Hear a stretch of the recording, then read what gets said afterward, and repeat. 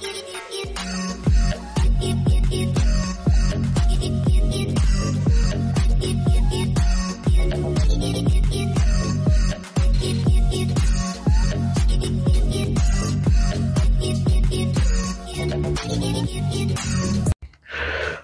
वालेकुम प्यारे दोस्तों, क्या हाल चाल है? आप सब कैसे हैं? उम्मीद करता हूँ आप खैरियत से होंगे।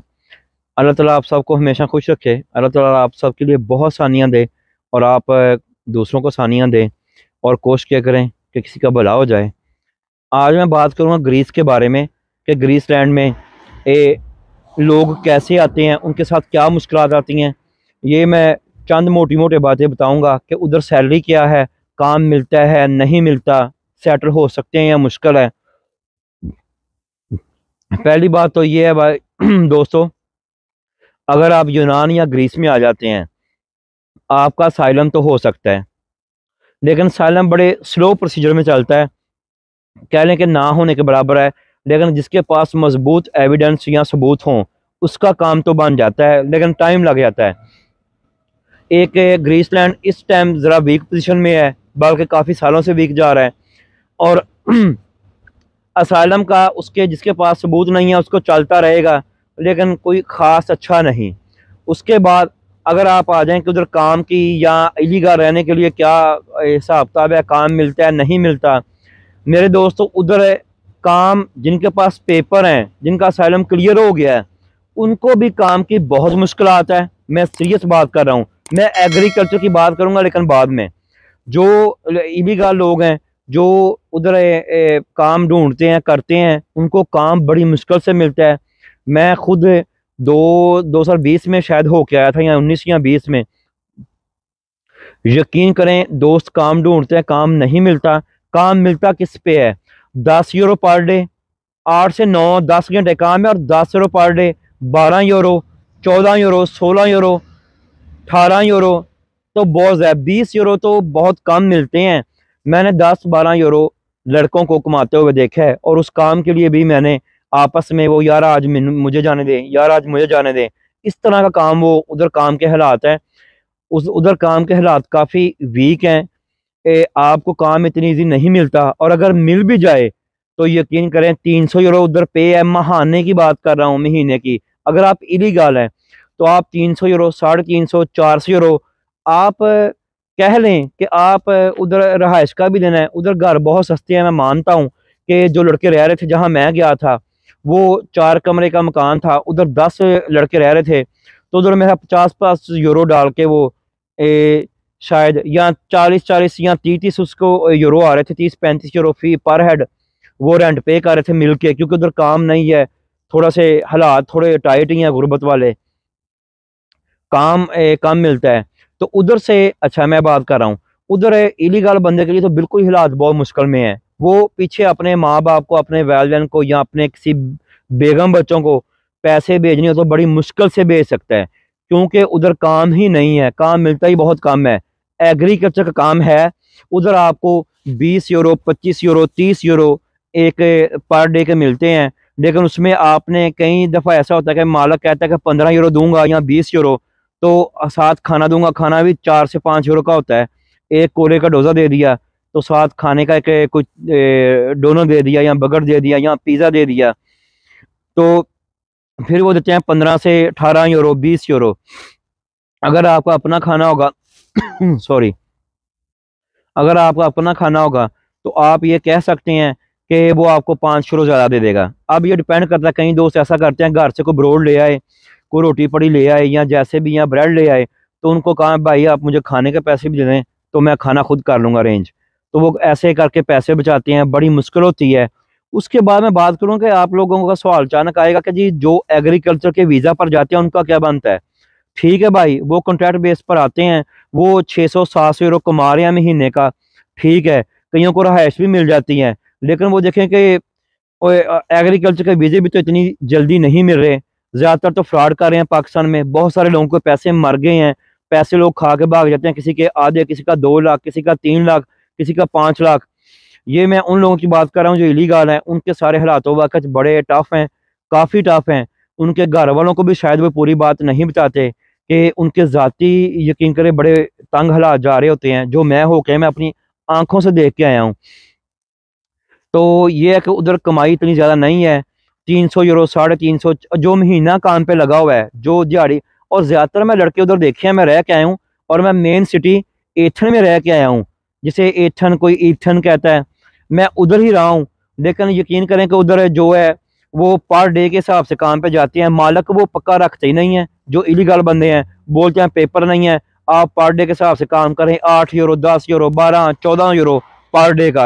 अच्छा, जो महीने पे लड़के लगे हुए हैं, मैंने उनको भी जायजा लिया, उनसे भी पूछा, तो वो जो महीने पर काम कर रहे हैं वो 400 यूरो, 450 यूरो, 500 यूरो, इससे ज्यादा तो बड़ी मुश्किल है।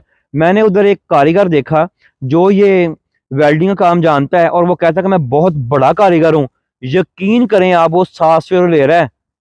वो 700 यूरो में काम कर रहा है, उसके पास पेपर भी थे, उधर साल का वीजा भी था। उसके बावजूद वो 700 यूरो पर डे पर महीने के काम कर रहा है। ये सोचें कि ग्रीस में काम के हालात इतने अच्छे नहीं हैं।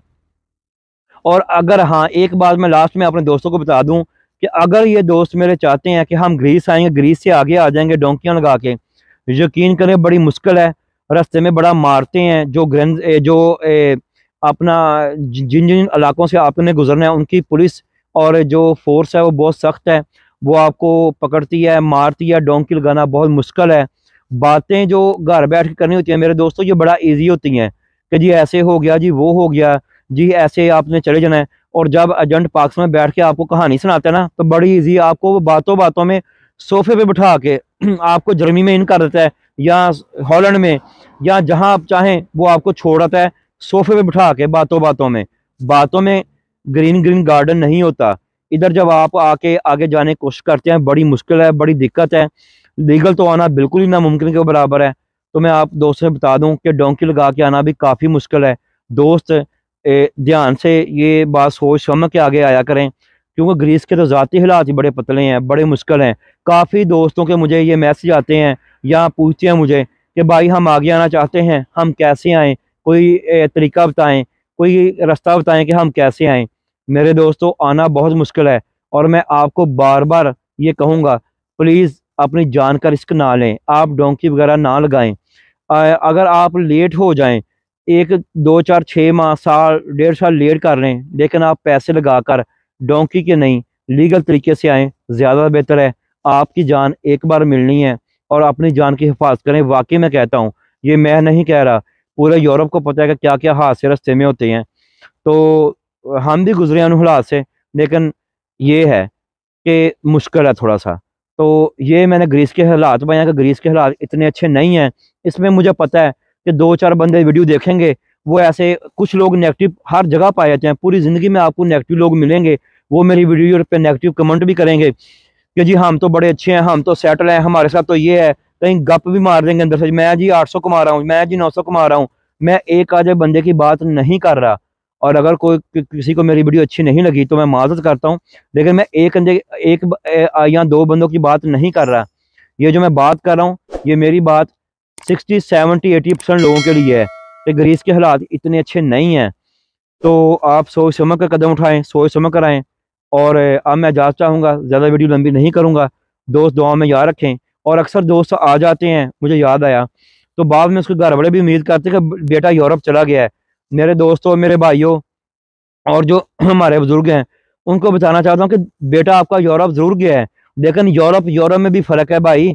यूरोप जर्मनी में आना और बात है, स्पेन में आना और बात है, फ्रांस में आना और बात है, इटली में आना और बात है, हॉलैंड में आना और बात है, बेल्जियम में आना और बात है। ये हर कंट्री का, हर मुख्तलिफ कंट्री का, ऑस्ट्रिया में आना और बात है। स्विट्ज़रलैंड भी यूरोप में ही है, स्वीडन भी यूरोप में ही है। लेकिन ग्रीस का, जिसे यूनान कहते हैं आप, उसको हम ग्रीसलैंड कहते हैं, उसका और यूरोप का बहुत ज़्यादा फ़र्क है। बेशक वो यूरोप में है, हम पाकिस्तान वाले वही सोचते हैं, जो क्योंकि हमें खुद नहीं पता। जब मैं पाकिस्तान में था हमें भी नहीं पता। हमारे लिए तो ग्रीस भी एक ही है, जर्मनी भी एक है, सेम है। लड़का यूरोप चला गया है, उससे बड़ी बड़ी उम्मीदें आप बांध लेते हैं, लेकिन वो पूरी नहीं कर पाता। इसलिए दोस्तों से कहूँगा कि इस बात को अच्छी तरह समझें, सोचें, उसके बाद कोई फैसला करें। आप दोस्त मुझे इजाज़त दें तो प्लीज़ मेरे चैनल को लाइक करें, सब्सक्राइब करें और शेयर करें। और अगर मेरे दोस्तों हो सके तो अगर कोई बात गलत लगी हो तो उसके लिए मैं माफ़ी करता हूँ। आप फिर माफ़ करता हूँ, सॉरी मुझे कोई बात गलत लगी हो। जो मैं गया, मैं देख के आया, वो मैंने हालात बयान कर दिए हैं। तो अगर हो सके मेरे दोस्तों ये वीडियो शेयर करें। और अगर आपका फेसबुक है, यूज़ करते हैं, हर बंदा करता है, तो मेरी आप वीडियो प्लीज़ फेसबुक पर शेयर करें। आपका कोई भी क्वेश्चन है, आपका कोई भी आपने पूछना चाह रहे हैं यूरोप के मतलब, वर्क परमिट के मतलब, वीज़ा के मतलब, असाइलम के मतलब, किसी भी कंट्री में, मैं जर्मनी में रहता हूँ, तो आप ऐसा कर सकते हैं कि आप मेरे चैनल को विजिट करें। आपको मुकम्मल इन्फॉर्मेशन मिलेगी हर तरह की, पेपर मैरिज की, नॉर्मल मैरिज की। पेपर मैरिज से मुराद है कि सिर्फ आपने पेपरों में मैरिज करनी है। नॉर्मल मैरिज की, आपको वीज़ा की इंफॉर्मेशन मिलेगी। आपको वर्क परमिट पे आके आपने क्या करना है, कैसे करना है, आगे क्या आ सकती है, नहीं आ सकते, आपके फिंगरप्रिंट कैसे होते हैं, आपने सालम के वक्त पासपोर्ट देना है कि नहीं देना, आपने सालम के वक्त वकील करना है कि नहीं करना, मेरे चैनल पे आप विजिट करें। मुकम्मल इन्फॉर्मेशन आपको हर तरह की मिलेगी। दोस्त दुआ में याद रखें, इजाज़त दें, अल्लाह हाफिज़।